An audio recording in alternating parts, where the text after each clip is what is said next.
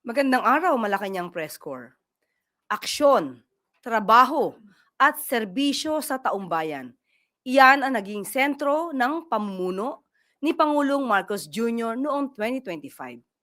Sa tala ng pamahalaan, mayroong 403 local presidential engagements si Pangulong Ferdinand R. Jr. nitong nakaraang taon. Hindi pa kasama dito ang mga private meetings at ilang biyahe ng Pangulo sa ibang bansa upang isulong ang interes ng Pilipinas. Patuloy na nagtatrabaho ang Pangulo. Sa katunayan, 6 na local presidential engagements ang kanyang dinaluhan as of January 8, 2026. Noong 2025, personal na binisita ni Pangulong Marcos Jr. ang mga biktima ng sakuna kagaya ng mga pagbaha at lindol sa Cebu, Davao Oriental, Catanduanes, Albay, Negros Occidental at Northern provinces sa Luzon. Personal ding nagtungo si Pangulong Marcos Jr. sa ilang DOH hospitals sa bansa upang isulong ang zero balance billing policy. Namigay din ang Pangulo ng laptops at ilang digital learning tools at satellite internet sa mga pampublikong paaralan. Dagdag pa sa mga ito na mahagi din ang Pangulo ng mga fertilizer at farm machinery sa mga magsasaka sa bansa. Kasama na ang paglunsod ng Benting Bigas Meron Na program sa iba't ibang sektor. Iisa lang ang hangarin ng Pangulo, ang maglingkod sa bayan at maibigay ang lahat ng kanilang pangangailangan. Naniniwala ang Pangulo na ang mabisang paraan ng paglilingkod sa bayan ay ang personal na pag-alam ng kanilang kalagayan.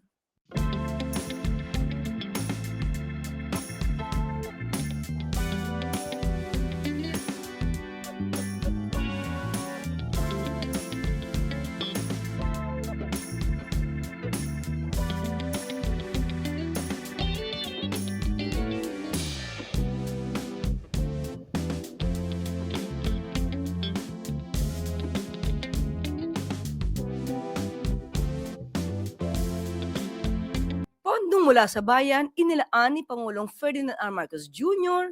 para sa sambayanan upang isulong ang kapakanan ng mas nangangailangan, may mga karamdaman, mga manggagawa, magsasaka at mga mangisda.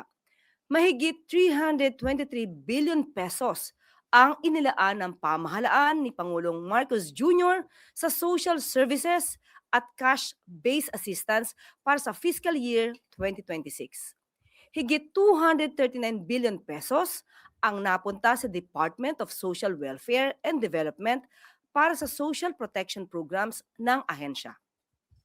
Kabilang dito ang 113 billion pesos para sa 4Ps, 63.9 billion pesos para sa mga pamilyang nasa krisis, at 51.9 billion pesos para sa social pension ng mga indigent senior citizens. Meron ding inalaang pondo para sa Sustainable Livelihood Program at sa Walang Gutom 2027 Food Stamp Initiative ng pamahalaan.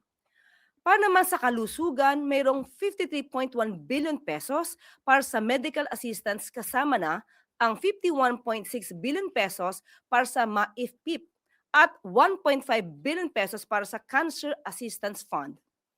Kasabay ito ng pagpapatupad ng zero balance billing sa DOH hospitals. Abot naman sa 1.909 billion pesos ang inilaan ng Pangulo sa Department of Human Settlements and Urban Development o DSUD. At 11.02 billion pesos naman ang inilaan ng department sa Department of Migrant Workers o DMW. Malinaw ang mensahe ng administrasyon ni Pangulong Marcos Jr. Uunahin ng pamahalaan ang kapakanan ng taumbayan upang iangat ang mga nasa laylayan ng lipunan. Nais ding bigyan diin ng Pangulo na sa 2026 General Appropriations Act, dito pumapasok ang mga pinakamahalagang reforma.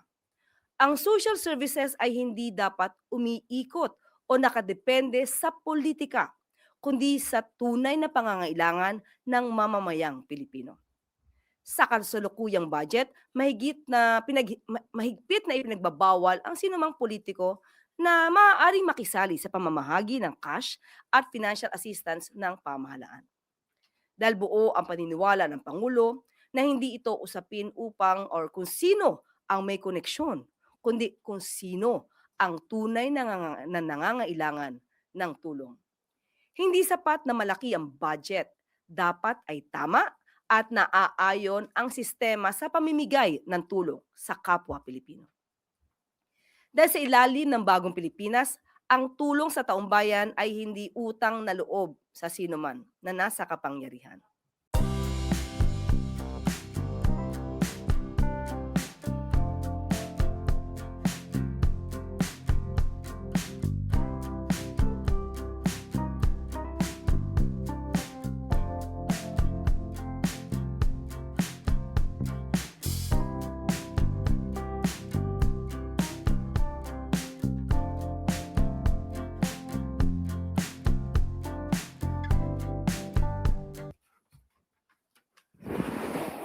Thank you po.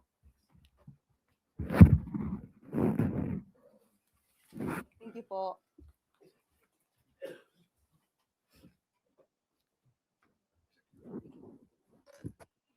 At maaari na po akong tumanggap ng inyong mga katanungan.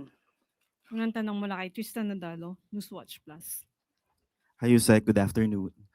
Yusek, Palace has released its initial reaction on the alleged impeachment complaint against President Bongbong Marcos. Siguro po, has he been made aware of these moves, and how ready is he to face claims of betrayal of public trust kung umabot man po sa impeachment complaint talaga? Wala pa nga yung complaint, paano makakapag-ready ang Pangulo? Babasahin muna kung meron mang complaint. At di umano, ito yung nakita na rin natin sa balita, na di umano na may lumapit sa isang mambabatas na mga supporters ng isang politician. So, at mukhang sila ay mga miyembro ng DDS. Okay?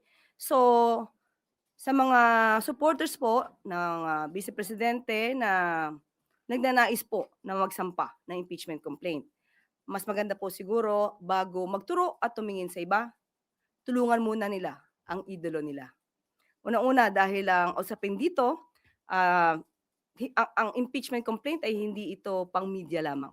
Hindi ito panakot lamang.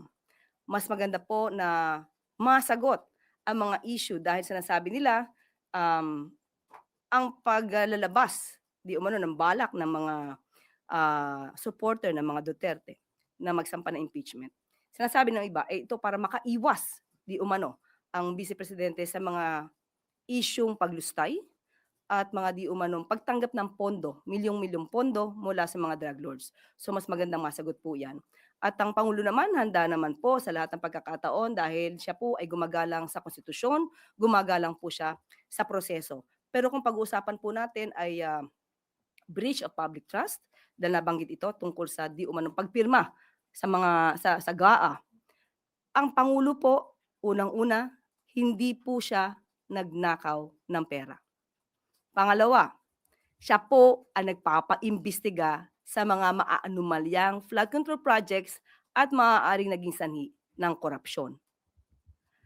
Pangatlo, wala po siyang Mary Grace Piatos. Follow-up lang po. So sa mata po ng palasyo, si Vice President Sara Duterte o ang Duterte family ang nasa likod ng mga usap-usapan para ipa-impeach si Pangulong Marcos? Yan po ang inamin ng isang mambabatas. So sa kanya po galing yung sinasabing DDS po or Duterte supporter ang nais maghain ng impeachment complaint laban sa Pangulo. Follow-up mula kay Maricel Halili, TV5. Magandang umaga po, Yusek. Although your statement is clear, I wonder how confident is the President or Malacanang when it comes po doon sa support ng mga members ng Congress, because we all know this is a numbers game. Sa ngayon, tiwala pa rin po ang Pangulo na meron pong pagtitiwala rin sa kanya ang mga mambabatas dahil hindi naman po gumagawa ng kamalian ng Pangulo. Siya pa nga po ang pumortekta, lalong-lalo na ng 2025 budget dahil bago po ma-release ang pondo, kailangan po may conditional implementation at yung tinatawag natin for late release na maraming umalma at ang sinabi pa ito ay First Lady reject. So pinangalagaan po ng Pangulo ang ating pondo. Kaya Sa mga matitino din po at maayos na mga mababatas, alam po natin kung saan sila gagawi. Gagawi sila sa matino at hindi sa mga kurakot. Ma'am, nung first time na lumabas yung issue ng impeachment against Vice President Sara Duterte, it was clear that the President does not want it to push through. Ganun pa rin po ba ang posisyon ngayon ng Pangulo tungkol naman doon sa bantang impeachment against the Vice President? Noong nakaraang linggo po ay nakausap natin mismo ang Pangulo at tinanong natin diyan.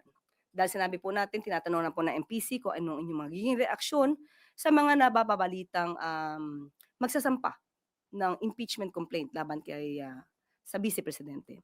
Ang tanging tugon lamang niya sa akin ay kung ano po ang pagtrato sa pag-iimbestiga sa flood control projects, mga anomalyang flood control projects. Ganon din po ang gawing pagtrato sa paggagawa or sa pag-iimbestiga patungkol dito sa impeachment complaint laban kay VP Sara. Sunod na tanong mula kay Alvin Baltasar, Radyo Pilipinas.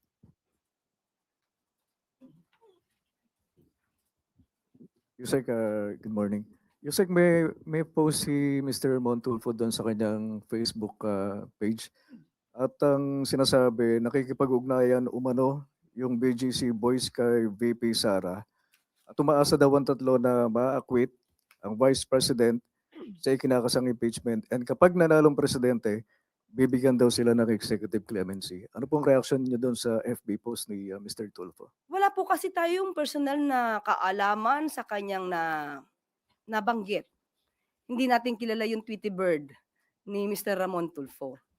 Pero kung ito'y may katotohanan, sana man lang ay itong mga witnesses na maaari talagang mayroong alam sa katotohanan, huwag silang magpabudol. Dahil merong mga nakaraan na umaako ni umano sa maaari maging kasalanan ng mga kapulisan, pero yung mga kapulisan, ang miyembro ng kapulisan, ang siya nakukulong. So sana wag pabudol dahil ang kailangan po ng tao ngayon ay katotohanan, maaaring sila pa ang maging susi upang lalo natin mapaglabanan ang korupsyon. At kung sila may makakatulong sa bansa, maaari naman sila maging state witness, depende po sa kanilang qualification. So wag lamang pong pabudol dahil kailangan po sila ng bansa. One more question on my part, Yusek. Anong reaction natin doon sa information na babawiin daw, magkakaroon ng retraction itong sila Hernandez, si Bryce Hernandez at si JP Mendoza sa kanilang affidavit sa naging participation nila doon sa flood control. And lumabas yung information na gano'n doon mismo sa interview ng kanilang abogado, si Attorney Ramon Esguerra. Sa ating pagkakaalam, parang hindi naman yata siya ang abogado ng dalawa, si Attorney Ramon Esguerra. Parang ang hinahawakan yata niyang kliyente ay si Senator Villanueva. Pero hindi naman yata po yung dalawa. Pero still, Yusek, lumabas yung information na babawiin daw ng dalawa yung kanilang ano. So ibig sabihin nakausap niya na po yung dalawa. Yun ang, O may usapan na po ba sila? yun lang lumabas sa balita. Okay, well, again, wala po tayong personal knowledge on that. Pero muli, sa mga witnesses na maaaring makatulong sa bansa, wag po kayong magpaloko dahil baka po lumabas na instant na kayo po ang maligtas dahil sa inyong mga katotohanang isisiwalat, kayo'y magamit at kayo pa ang mapunta sa kulungan. At ang inyong itinuturo na malalaking isda, sila pa po ang makawala. Follow-up question mula kay Ace Romero, Philippine Star.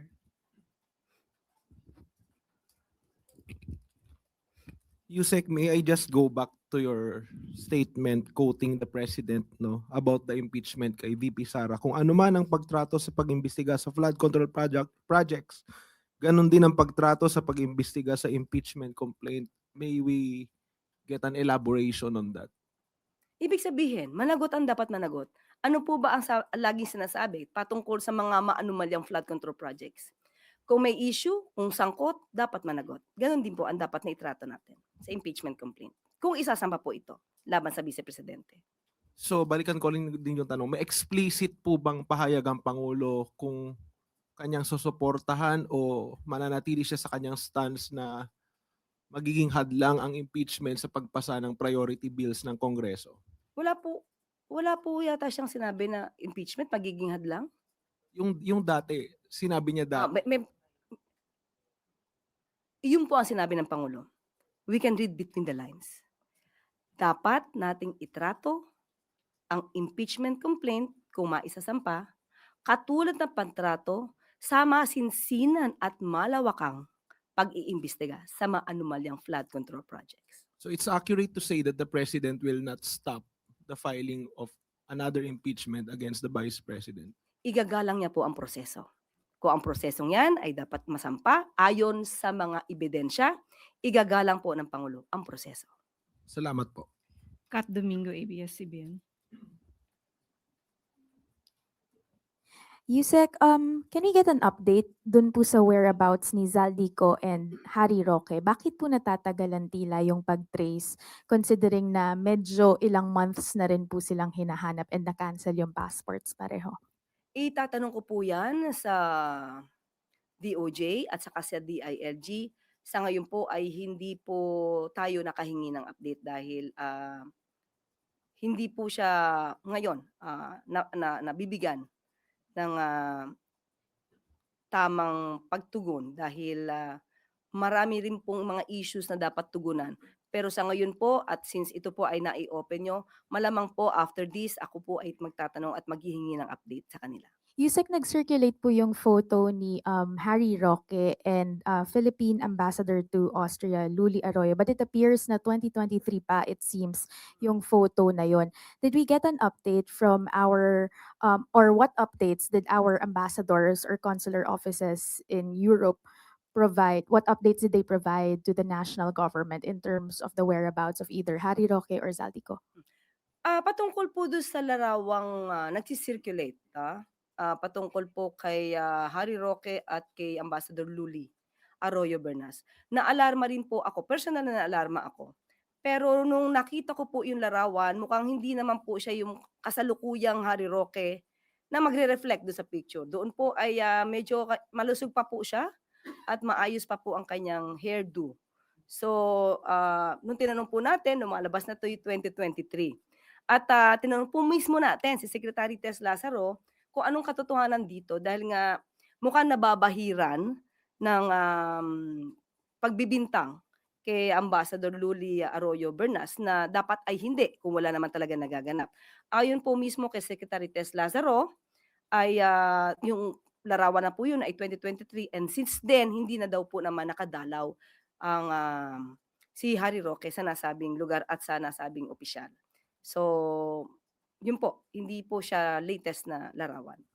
Ma'am, yung embassy sa Netherlands, wala po silang kahit anong information. Wala po akong koneksyon ngayon sa embassy sa Netherlands kung patungkol po dyan. At muli, itatanong ko dahil hindi ko pa po sila natanong patungkol po dyan. Sunod na tanong mula kay Junel Maribohok, UNTV.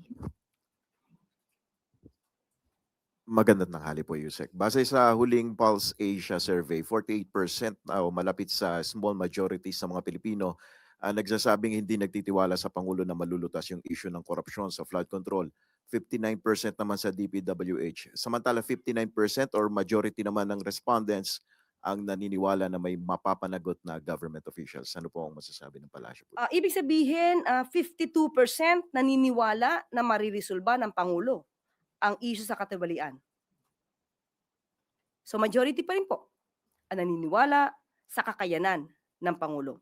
Hindi naman talaga makakaila na ang Pangulo talaga ay kumikilos para masawata ang korupsyon. Sabi nga natin, hindi lahat sa pagkakataon ang Pangulo ay mag-iimbestiga ng korupsyon sa kanyang panahon. Hindi ito nangyari sa nakaraang administrasyon. Ang sabi nga natin, kung hindi ito gagawin ng Pangulo ngayon, kailan pa? At kung hindi ang Pangulong Marcos ang gagawa nito, sino pa? Siya lang naman po ang may lakas ng loob na maapektuhan man ng kanyang administrasyon. Gagawin niya pa rin po ito para sa taong bayan. So, good news naman po ito. 52% naniniwala pa rin at na ang kakayanan ng Pangulo. At ito pa po, 59% ang naniniwala na mapapanagot ang dapat na mapanagot. So, ito po ay positibo dahil alam nila na ang dapat na managot ay maaaring mabilanggo. Sunod na tanong mula kay Julie Baiza, 1PH.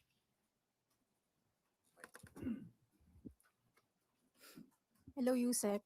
Colonel Mongao voluntary turned himself po last Friday. Sinabi niyo po before na the President is closely monitoring yung developments. Ano na po yung next action or susunod na hakbang ng palasyo after po niyang isuko yung sarili niya?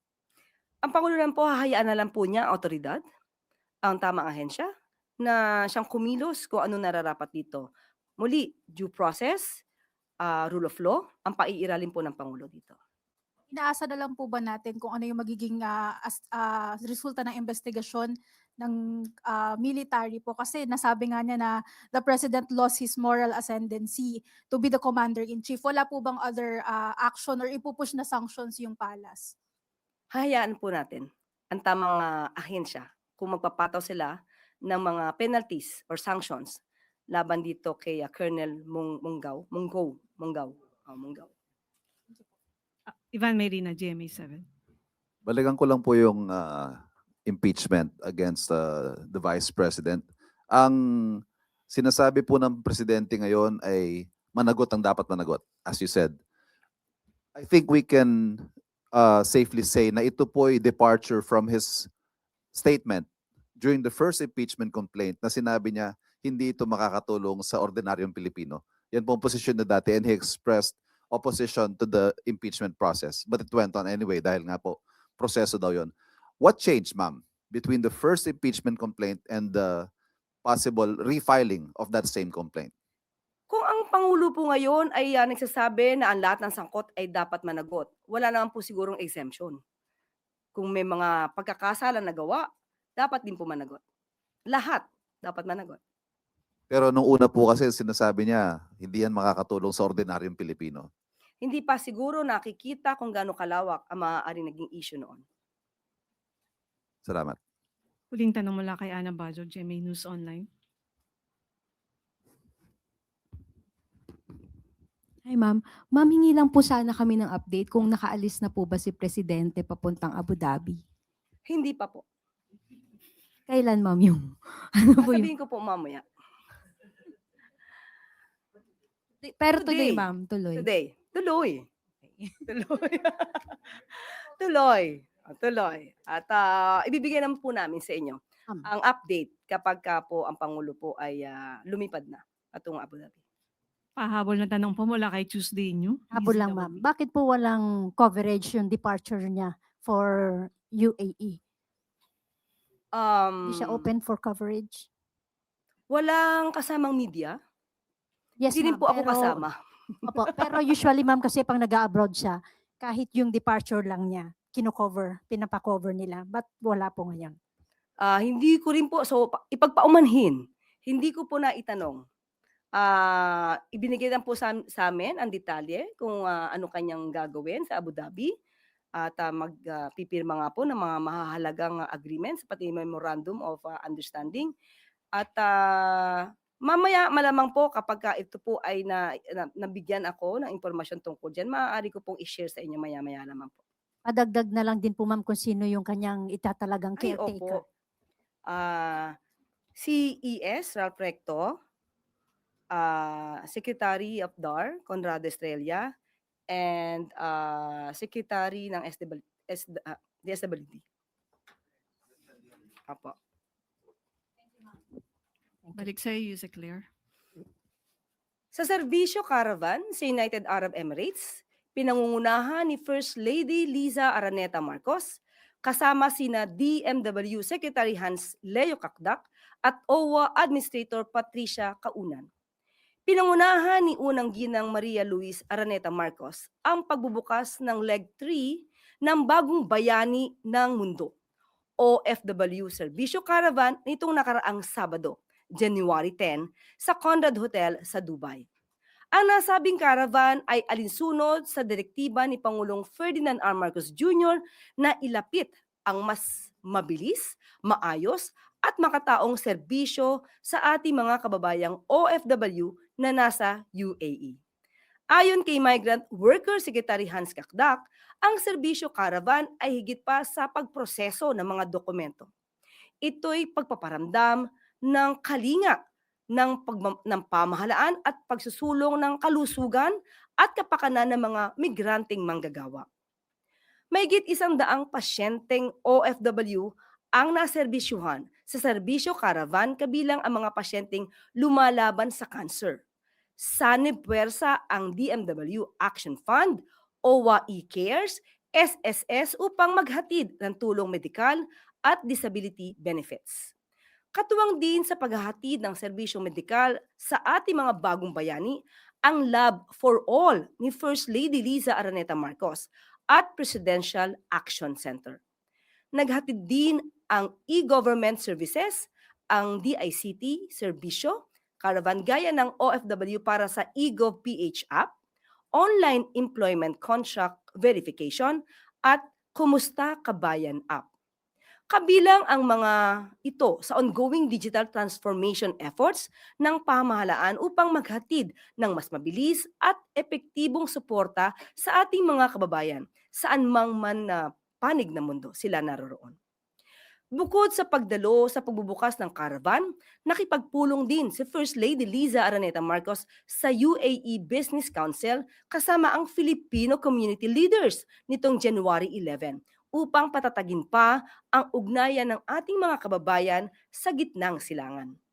Isa sa mga layunin ng unang ginang ay pagyamanin ang relasyon sa pagitan ng mga Pilipino at private sector partners para alagaan ang kapakanan ng mga OFW sa UAE at paramihin pa ang long-term opportunities para sa mga ito. Pinangunahan din ng unang ginang ang isang meet and greet dialogue kasama ang Filipino community at UAE Business Council sa nasabing kaganapan. Ayon kay Marwan Almari, Direktor ng ASEAN Region of Dubai Chamber International, malakas ang hangarin ng kanilang bansa na palaguin pa ang relasyon nito sa Pilipinas sa larangan man ng negosyo o trabaho. Dahil sa bagong Pilipinas, ang bawat OFW ay may dignidad, proteksyon at kinabukasan mula sa isang pamahalaang maaasahan.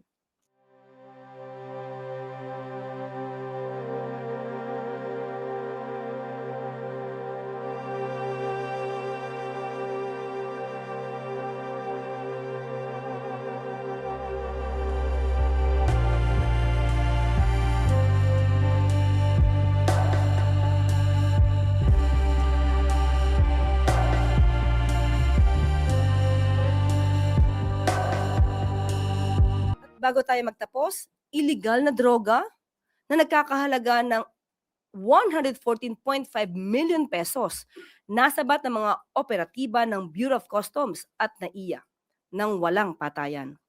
Sa isang operasyon ng Customs at NAIA kasama ang PIDEA at NAIA Interagency Drug Interdiction Task Group, naharang ng mga otoridad ang ilang package na naglalaman ng illegal drugs nitong nakaraang Huwebes, January 8. Alinsunod sa direktiba ni Pangulong Marcos Jr., nahigpitan pa ang pagbabantay sa ating mga paliparan at pagpapalakas ng kampanya kontra droga.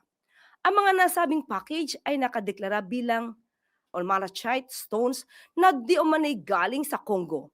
Hindi naman ito nakalagpas sa masusing pagbabantay ng mga pinagsamang puwersa matapos itong dumaan sa X-ray inspection, verification at physical examination. Aabot sa 16.8 kilos ang laman ng mga nasamsam na kontrabado at nakatakdang sumailalim sa proper disposal ng PIDEA. Nasa poder na rin ng ahensya ang mga individual na dinakip dahil sa kanilang pagkakasangkot sa pagpupuslit ng iligal na droga sa bansa. Ang Bureau of Customs sa pamumuno ni Commissioner Ariel Nepomuceno ay naninindigang patuloy ang mga hakbang ng pamahalaan upang protektahan ang ating mga kapwa Pilipino laban sa mga drug smugglers.